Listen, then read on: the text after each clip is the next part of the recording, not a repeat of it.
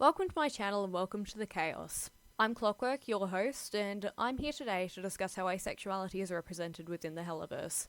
The Hellaverse, as most of you probably know, are a collection of animated series created by Vivian Medrano, set in Hell with a primarily queer cast. So far, there's been one season of Has Been Hotel and 2 full seasons of Hellaverse, and within all of those, there are only 3 characters that are officially confirmed to be asexual. Alistair, a member of the main cast of Has Been Hotel, Mammon, a side antagonist in Hellaverse, and Octavia, the daughter of a main character in Hellaverse. Representation is something that gets discussed pretty often in regards to the Hellaverse, as because of its pretty large popularity and reach, the messages it sends about marginalised or misunderstood identities are really important. For a lot of people, it might be the first time seeing some identities, and giving a proper and rounded view of them is much better than leaning on stereotypes. But for a show that prides itself on creating inclusivity and queer rep, there are too many glaring issues with how they actually showcase certain identities for me to ignore.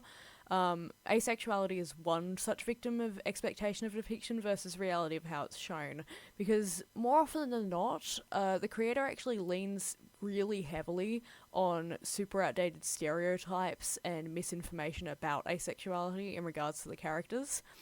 Alistair and Mammon are much more substantial in regards to their appearances than Octavia, and their asexuality actually gets vaguely referenced like once each, which is pretty sad for representation, I have to say. That doesn't really clear the bar of making good rep of any sort.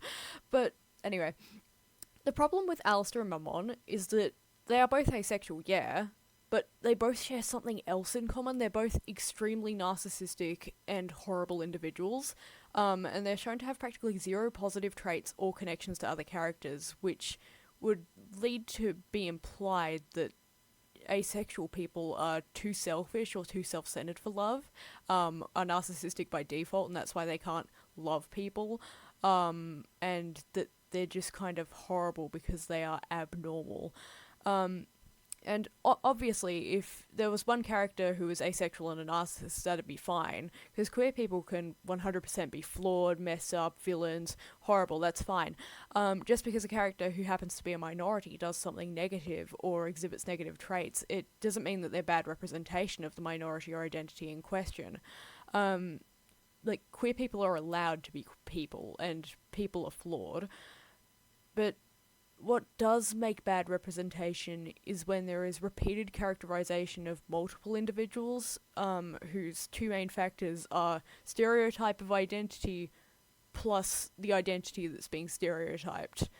There's a difference between making a queer character who pushes a bigoted false narrative about their identity and one that's queer but also happens to just be a bad person. But both Alistair and Mammon fit the bill of reinforcing harmful stereotypes about asexuality. And it may seem a bit odd for me to just say that that's what Vivzipop was doing, but in a past Hunacast livestream, Vivzipop actually explains Alice's sexuality as he loves himself, and I don't really think anyone else can live up to that. I don't think there would ever be anyone who he would see on his level, which, you know, blatantly implies that he's only asexual because he sees himself as above others and that other people are unworthy. And another, quite problematic thing is that she seems to conflate sex and sexual attraction with love, which is pretty wild because there are actually no aromantic characters in the entire Hellaverse. Alice is not aromantic, and she says he can't love people. But, you know, non-aromantic asexual people can 100% love other people in platonic or romantic ways. You can love people without feeling attracted to them in a sexual manner. Alistair and Mammon don't come across as people who are narcissistic and happen to be asexual, but characters whom Vivzipop looked at and said, narcissistic people don't love others, and asexual people don't love others either, which is, you know, blatantly untrue. Moving on to Octavia, though, she doesn't feature nearly enough for anyone to really give proper comment on if she would be good asexual representation or not, because she's basically a non-character, which is really unfortunate because she could provide some amazing plot lines for the show. But I have to say that her confirmation in the 2024 Pride poster as being asexual came off as a bit odd because she's the only minor, and by that I mean underage character, anywhere in the show, anywhere near the main cast who's like a person. And since the show has so much not safe for work stuff in it, like jokes, references, and interactions between characters, her being so abruptly assigned the asexual flag and label doesn't come off as a coincidence to me. I feel like she was given the label of asexual for two reasons. One, because she is a child, even though she's 17. Because Vizzy Pop didn't want to cause controversy by giving her a sexuality that, people would look at and go, oh no, a child with a sexuality, how horrendous. So she decided that she must be completely non-sexual considering how she seems to view asexuality, and stop that right there. It also feels like an attempt to just kind of be like, look, a good asexual, this one's not a villain, she's a good guy, in an attempt to stop people saying that there was a lack of diverse asexual representation. I don't know, just Octavia being given the asexual label feels very, no, there's a Millie episode, I swear, and then us not actually getting a Millie episode like it happened, because her identity is never brought up or referenced in the show whatsoever. And I mean, admittedly, Alistair's identity is only brought up in a one-time joke from Rosie, which is fine, I guess, but that's, I just wish that there was actually positive asexual representation within the show. It feels like that giving Octavia, the only minor in the show, that label, it kind of reinforces the attitude or stereotype that only children are asexual because children are not sexual beings, or that asexual people are immature because of their lack of sexual attraction, that they're childlike, and just, it's not a great way to be viewing adult people or people in general, that they are just different, so therefore they are children-like.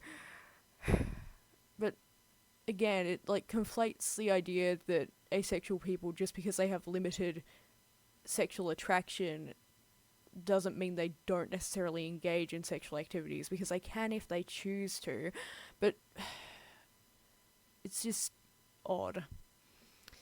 Bringing it back to Mammon though, within the show, his asexuality is probably only mentioned briefly in Mastermind when Beelzebub insults him, because she's like, oh, you don't get any bitches or whatever, and it's like, yeah, because he's asexual, that's why he doesn't get dick, because he's not interested.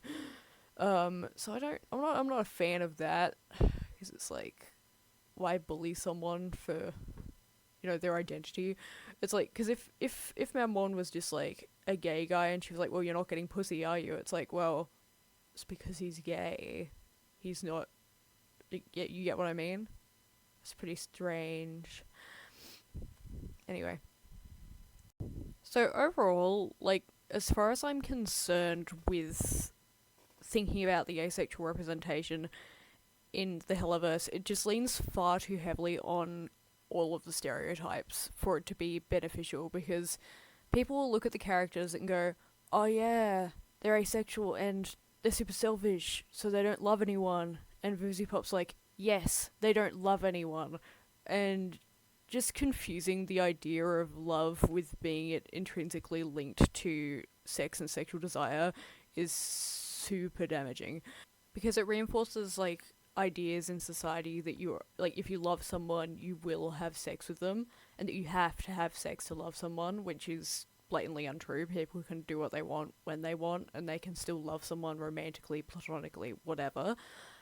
So overall, just to give my final thoughts, the Hellaverse in general, and Vivzy Pop specifically, deliver very lackluster and pretty bad asexual reaction that leaves a pretty poor taste in my mouth as someone who is asexual, because it just reinforces harmful stereotypes that will lead people to believing inaccuracies about asexuality, and it reinforces harmful societal ideas surrounding sex in relation to romance and relationships. To make it better, I would really love to see more characters in the show that are asexual. Some aromantic characters as well would be great, but like honestly, given how badly the asexual characters have been done, and considering aromantic is often even more misunderstood and less represented, I think it would probably be best for Fifty Pop to maybe stay away for now. As much as like aromantic representation would also be lovely, it's just I don't think the show's quite ready to tackle that, considering they certainly haven't been ready to actually represent asexual people. Please let me know you guys' thoughts down in the comment section below, and consider subscribing. I will be giving my opinions on some of the other sexualities that have been represented, because I don't really think any of them have been done spectacularly well. They all seem to have real issues with stereotyping or just general lack of character behind the people that they are being assigned to. So if you'd like to see that, then subscribe. I'll also be doing some videos about some other stuff, like, I don't know, maybe some stories, that kind of thing. Anyway, bye.